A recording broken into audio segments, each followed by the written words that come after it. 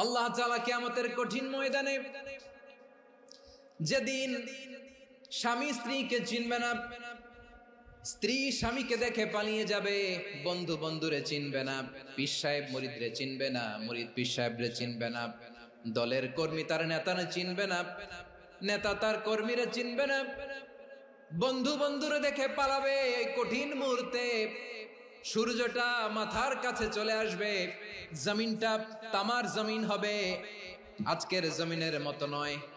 মানুষ ঘর্মাক্ত, ক্লান্ত, শ্রান্ত মাথার মগজগুলো কানের ছিদ্র আর নাকের ছিদ্র দিয়ে বেয়ে বেয়ে পড়বে।